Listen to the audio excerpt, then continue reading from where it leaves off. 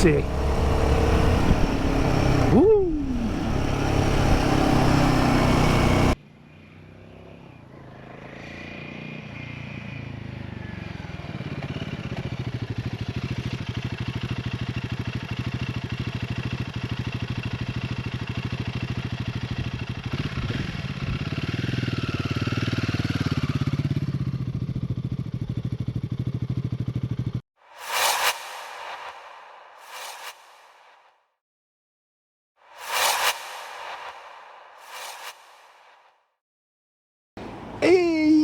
Welcome to another bike review out of Appleyard Motorcycles in Keighley, and at long last I'm getting to take out this beauty here, the brand new Royal Enfield Guerrilla 450.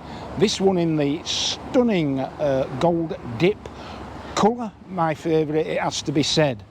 Now, if you're in this neck of the woods, or even if you're not, get yourself up or down to Appleyards in Keighley, part of the MotoGB franchise.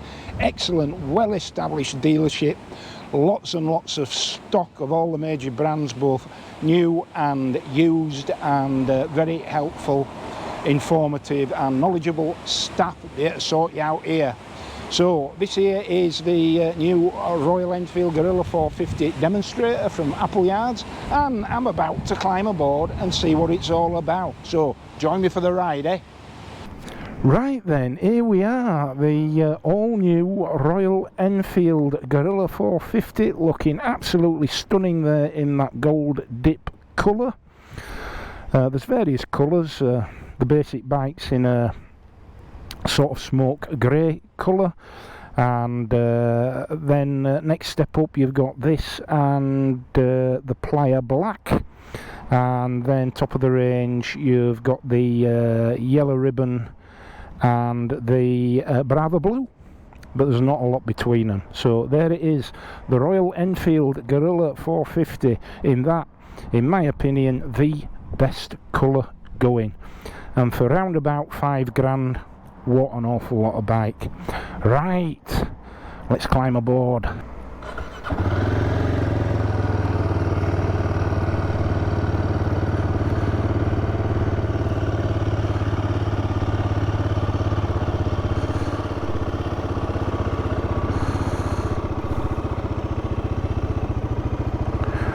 Way,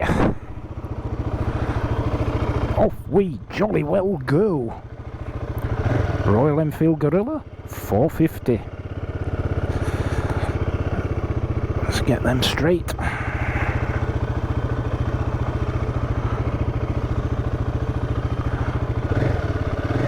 Okay.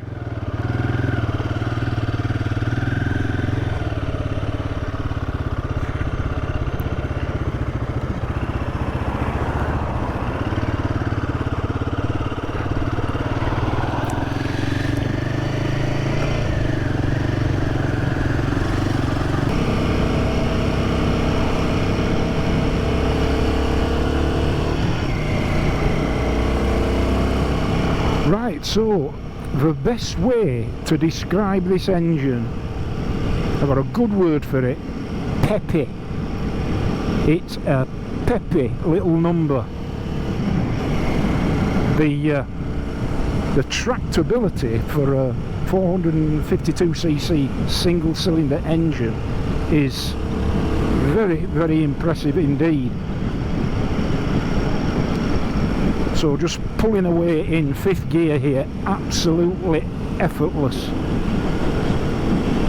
Very urgent, eager and willing, and characterful as well.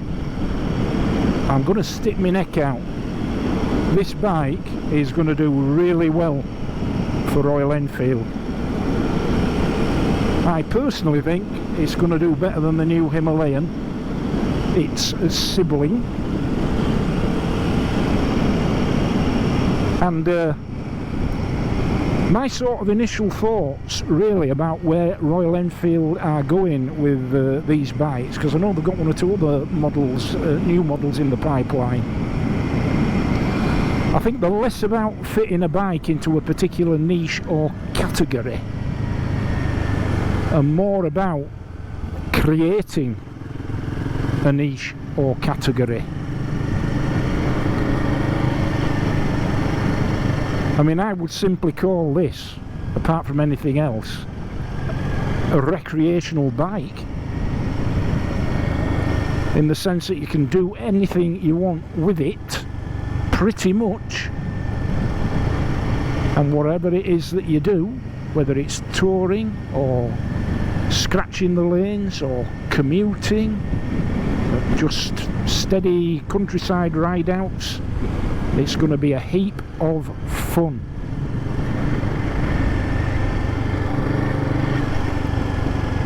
But the engine is, let me tell you, for a 450cc single, this engine is glorious.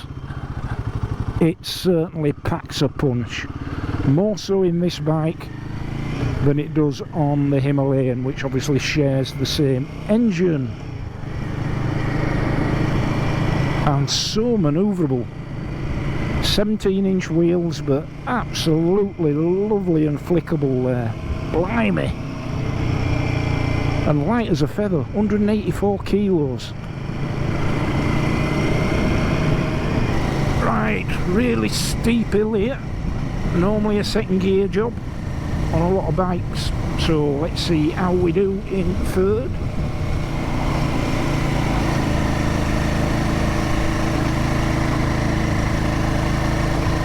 And it's coping admirably. That is way better than I expected. I would expect normally to be dropping down a gear there on a bike like this. Not a bit of it. 20-mile-an-hour limit here, of course. So you could be forgiven for thinking that at that speed, the ability of a single-cylinder 450cc bike to maintain traction and momentum in third gear would be severely limited. Not so with this here brilliant engine. It's not called the Sherpa engine for nothing. Hey, that's Royal Enfield Sherpa, not Leyland Sherpa, for anybody that can remember them. And pulls like a train, fourth gear now, into the 50s, wind the throttle back. Oh, and absolutely up to 50 in a breath.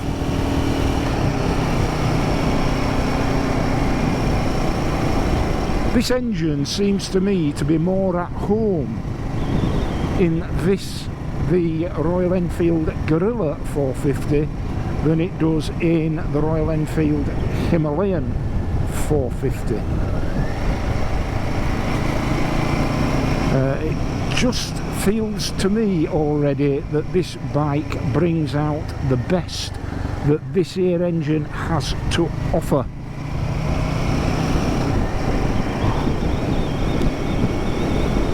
It's just a wonderfully tractable engine.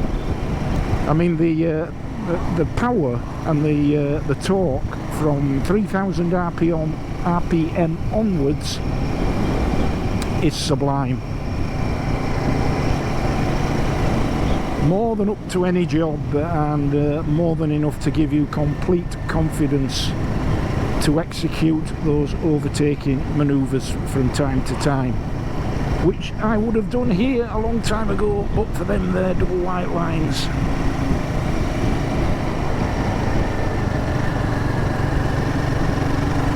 But yeah, an incredible amount of usable mid-range power for a 450 single. 40 brake horsepower at 8000 RPM, 40 Newton meters of torque at 5500 RPM.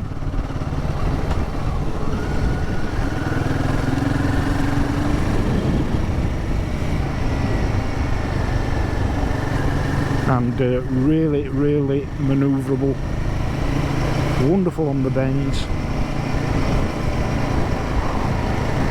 Suspension's really good, soaking up the lumps and bumps admirably.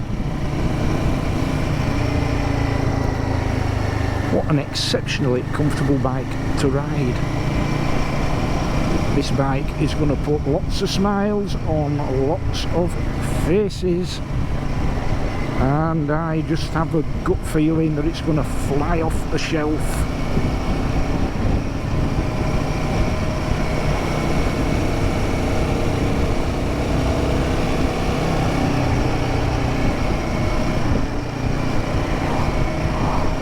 Let's see if we get an overtake opportunity here. Not looking like it just yet. Next up, maybe. Fourth gear. See what she's got. There we go. You're not going to have any concerns whatsoever about the ability of this bike to get past during an overtake. I mean, look at that, absolutely effortless.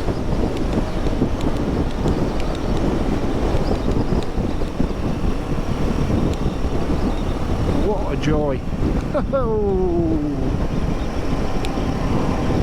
Hats off to Royal Enfield. Their best bike yet, in my opinion. And don't say you can't possibly know, because you've only been out on it a couple of hours, but trust me, your first impression is usually the right impression.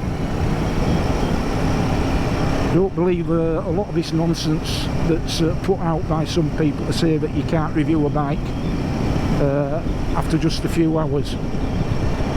You certainly can. You might not be able to give long-term reflections upon things like longevity and reliability, but for sure you can speak to 90% of what the bike's going to offer you after just a short period in the saddle. What a hoot. Oh, marvellous. See how we get on this bend. Fifth gear, steeple pill. Plenty. Woo!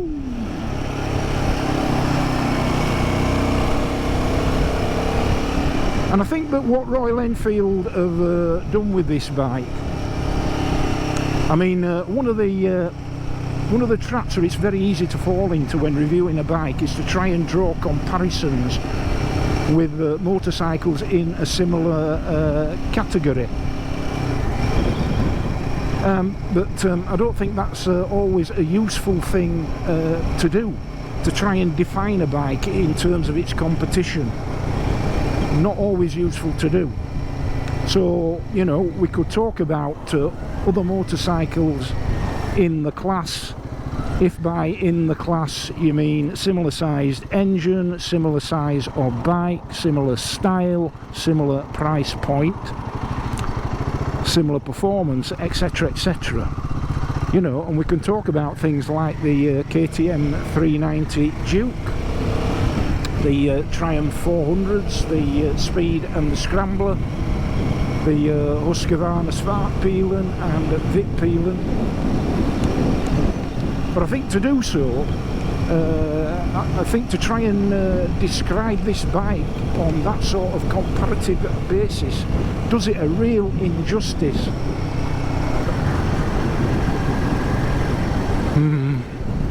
Yeah, wonderful. So yeah, it's nice to see that Royal Enfield are yet again carving a niche for themselves by, to a certain extent, parting company with, though not completely, their earlier modern classic credentials, which have their roots obviously in recent years in the Interceptor 650, Continental GT 650, Classic 350, Bullet more latterly, etc, etc. And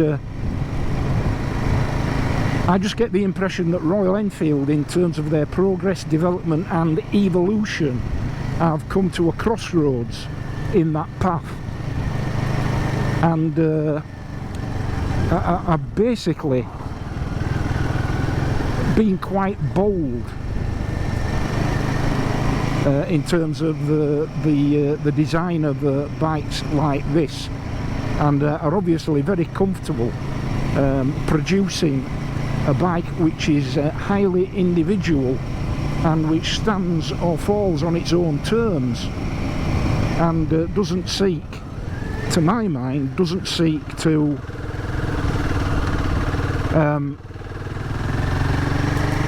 base its credibility on how much it shares in terms of its market appeal with the likes of its competitors, if indeed those bikes that I've just referred to are true competitors.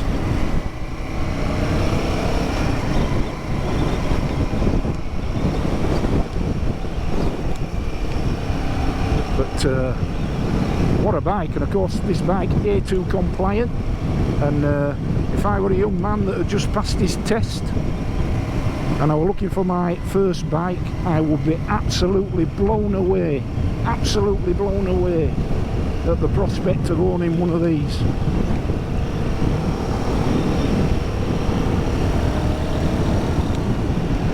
Because it just delivers in spades, and even an old sweat like me with 4 decades of motorcycling behind him, this has got to rank as one of the most enjoyable rides in all of that time, for sure.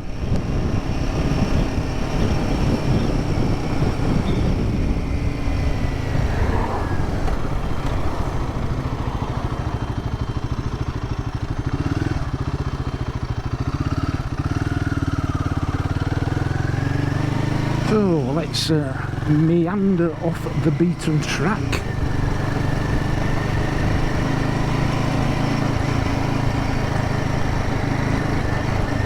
And it's a bit of a bumpy road this, but the suspension is fine with it. Let's just check the brakes going down here. Nothing behind front. Oh yes, keen. Yeah, mustard then. Rear brake. Oh, surprisingly keen.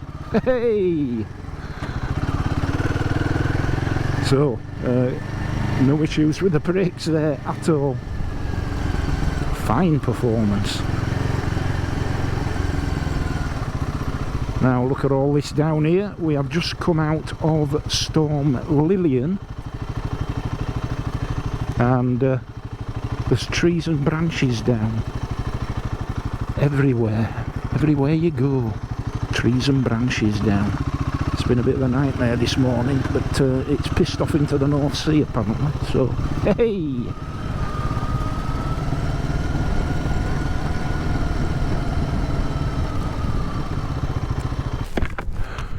Right then, so let's do the old walk around and look at that beautiful bike there. That, to my eye, is a work of automotive art. Well done, Royal Enfield. Somebody amongst the, I assume, British design team has sat down and conceived of how that bike will present itself, and what an achievement as far as I'm concerned. Look at it.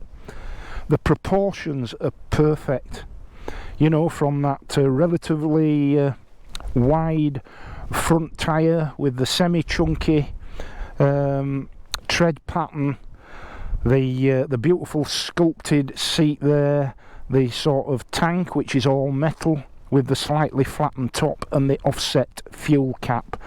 It just all comes together really, really well. What a beautifully presented motorcycle, and I can't think of anything else out there for £5,000 that looks anything like as impressive as that, and I'm betting there isn't anything out there at £5,000 that rides as well as that either. And that colour scheme there, one of 5 colour schemes, sits middle for diddle between the entry-level grey one, which doesn't have the TFT, and the more premium models. I'm saying more premium, there's only £100 or so between them, sporting the yellow ribbon and rather blue colours, and in the middle there's plier black as well. But I think this is the gold dip. What a beautiful colour combination. Reminds me of me when my dad was smoking back in the 70s. He used to smoke Benson and Hedges, and it's same colour scheme as a Benson and Hedges fag packet. I'm sure that's not what they had in mind when they decided upon the colourway for this bike. But any road up, let's take a look around it, eh? Right, where should we start? Let's start at front. So up front then, yeah, I think it's reasonable to say that this bike has some retro stroke vintage stroke modern classic influences, but there it stops. The rest is an order of magnitude beyond that. And as I said, very, very difficult to categorise over and above the written categorisation offered up by Royal Enfield, which is as a roadster. But then the Royal Enfield Interceptor 650 is described as a roadster as well, and this is nothing like that bike, and by heck, I know which one I'd rather have. Right, so up front there should be no surprises there. The LED headlight straight off the Super Meteor, and Shotgun 650 and new Himalayan. Very smart too there with the Royal Enfield logo in the centre. And quite a wide profile front tyre, 17-inch wheels this, sporting these here Seat tyres, and very, very grippy indeed, I've found today, very grippy. So 17-inch tubeless cast alloy wheels, and brakes wise, those very keen front brakes. We have a 310mm single disc with ABS, sporting a Bybray twin pot. Caliper Bybray, of course, being made by Brembo. A couple of little extras on this bike, for example the engine bars down there, always nice to see that, a must as far as I'm concerned. The suspension is KYB at the front. It's not adjustable, 43mm forks, not adjustable, but very, very capable suspension indeed. Right, so let's talk about that there engine before we go to back wheel. So there we have the 452cc single cylinder double overhead cam liquid cooled unit called the Sherpa, putting out 40 brake horsepower at 8,000 RPM and 40 newton meters of torque at 5,500 RPM. But let me tell you, all the tractability of this engine, the real world power, starts as early as 3,000 RPM, and very, very useful indeed. It is a real thrill you get when you wind back that engine, that throttle rather.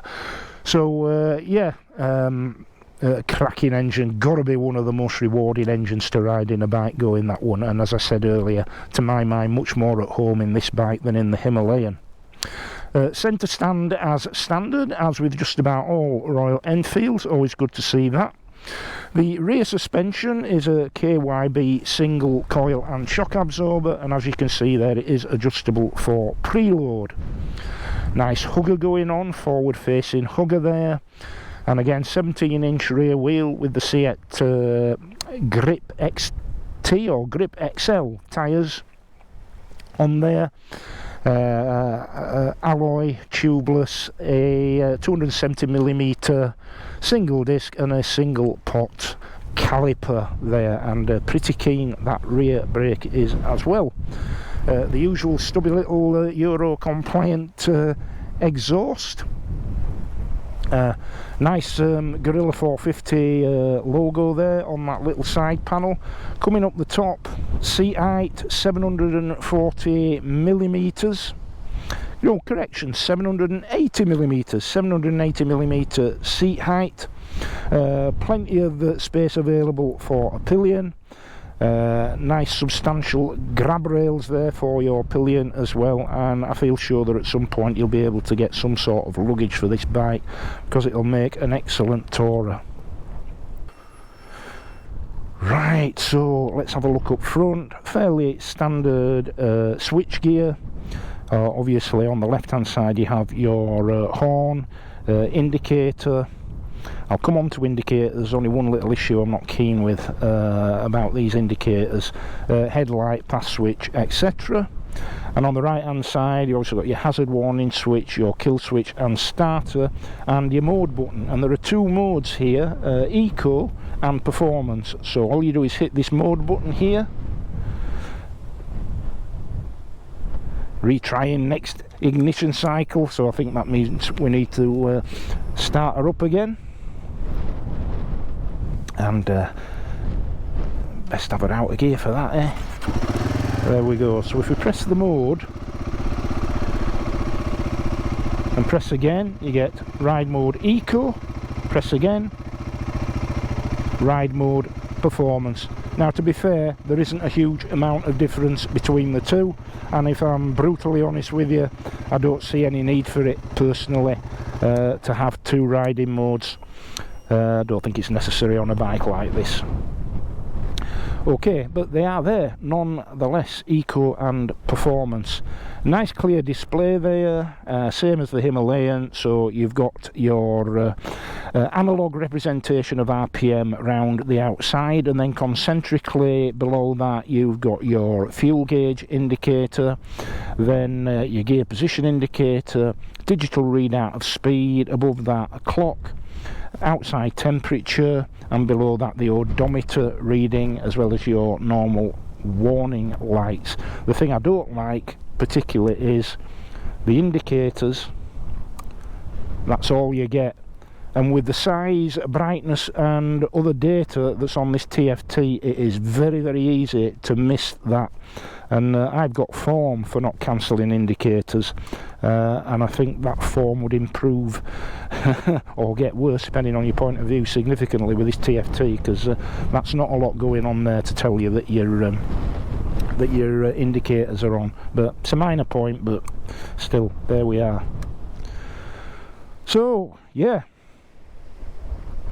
fuel tank is 11 litres, which ain't a lot, but then obviously there will be styling limitations that come about as a part of the design process. So 11 litres, I'm guessing you get 150 mile easy, of course depending upon how you ride the bike. LED lights all around, double-sided swing arm suspension, chain drive obviously, and over and above that, not a lot to say about the bike, other than it is an absolute belter.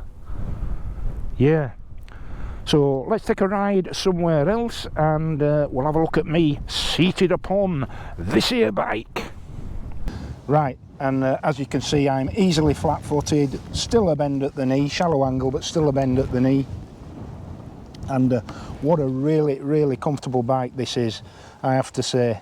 It's quite a firm seat, but I still get the impression riding this bike that I could do miles and miles, hours and hours of riding without becoming uncomfortable, because there's so little effort involved in actually riding the bike. It virtually rides itself, and it's really difficult to put into words effectively the way a bike like this makes you feel when you ride it. Now, it might be just me, but I don't think I'm that uncommon when it comes to getting maximum enjoyment out of any given motorcycle. But this is just, I dare to call it a dream machine. It would do everything. I would imagine at some point there'll be luggage options for it. Get a set of panniers on this, away you go. The handling is tight as a drum, the handling. The power delivery for a single cylinder 450 engine is absolutely sublime. It's got wave after wave after wave of torque and pull and traction in the mid-range, right where you want it, right in the sweet spot. And yeah, it's not pretending to be anything other than what it is, and that's a little bit groundbreaking as far as I can see, certainly for Royal Enfield. It's not a modern classic, but neither does it have those sharp, angular, futuristic looks that some bikes have. It's somewhere in between the two. But as I said earlier, I think drawing comparisons with other bikes of similar power and size does something of an injustice to this bike, because it's so unique, it's so individual, it's so full of character, and character's a massively overused word when it comes to describing motorcycles. It's a right tired old cliche, isn't it, character, that with bikes like this, nothing else will do. You might be able to tell I'm somewhat impressed. Well, I'm very impressed, and at £5 I'm even more impressed. Might have to start saving my pennies for next year. Hey! I think this is one of these bikes, you know, if you go, I've got 3 bikes, and if ever this was to become a 4th, which is out of the question for this year, unless I win the lottery, this would be the go-to bike every time. I think because it's got a bit of everything that the other 3 bikes have got. That's how I feel about it. Love it. Get yourself up to Appleyards in Keighley, speak to the staff there. This is their demonstrator. I'll be happy to let you take it out and see if you're as impressed as I am, because I am mightily impressed with this bike. Just had a quick slurp at the Route 59 cafe. Generated quite a bit of interest at this bike, unsurprisingly. But yeah, we've been round all twisties, and this bike handles like an absolute dream, like it's on rails on the bends. So we'll see how we get on the 60 and 70 mile an hour road, shall we?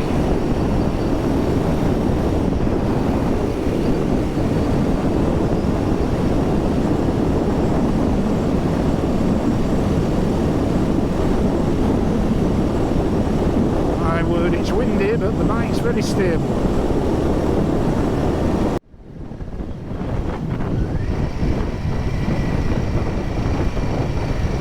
Okay then, so we're coming into a built-up area, so let's see what the bike's like in the urban riding environment. Let's see what the clutch and gear work and the fueling is like.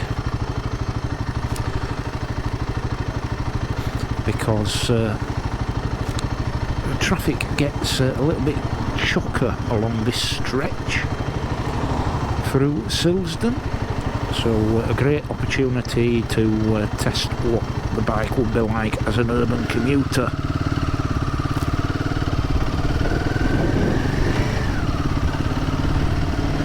So where we are, just at 2000 RPM,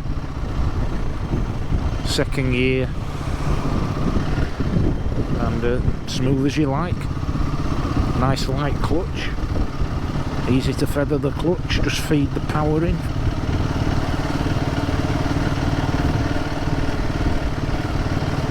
Just be careful on that there back brake, because it is a good back brake. So judicious usage in situations like this is called for. Yeah, 2000 RPM, second gear. Excellent fueling. Now, apologies for voice overing this little stretch, but I was riding in the wake of Storm Lillian, and the winds were still ferocious, particularly the crosswinds, and you wouldn't have been able to hear anything I was saying inside the helmet because of the wind noise. Suffice to say, on the dual carriageways here at just a smidgen over 70 miles an hour, the bike was very smooth and stable and operating well within its capabilities. I would guess easily capable of over 90 miles an hour, this bike. But if you've any concerns about riding a bike like this for protracted periods over long distances at speeds around 70 miles per hour on dual carriageways and motorways, let me put your mind at rest, it is pretty effortless. A little bit of buzzing in the bars and the foot pegs, but absolutely nothing to write home about, not a showstopper by any stretch of the imagination, and I'd be perfectly happy riding this bike at 70 mile an hour on a motorway or dual carriageway for several hours without having any undue concerns. Perfectly capable in this riding environment. Right, hope that was of interest to you. If it was, please click a like, please subscribe to the channel, it helps me massively. I really would appreciate that. The all new Royal Enfield Guerrilla 450, a fantastic bike. I really enjoyed riding this bike today, far more than I expected to, and I did have really high expectations. So, get yourself up to Appleyards in Keighley, speak to the staff there and they'll arrange a test ride for you on this there demonstrator if that's something that you're interested in. I highly recommend that you do. The riding experience is something to behold. Okay, so that's it for today. So until the next time, and in the meantime, ride safe, be kind, and I'll see thee.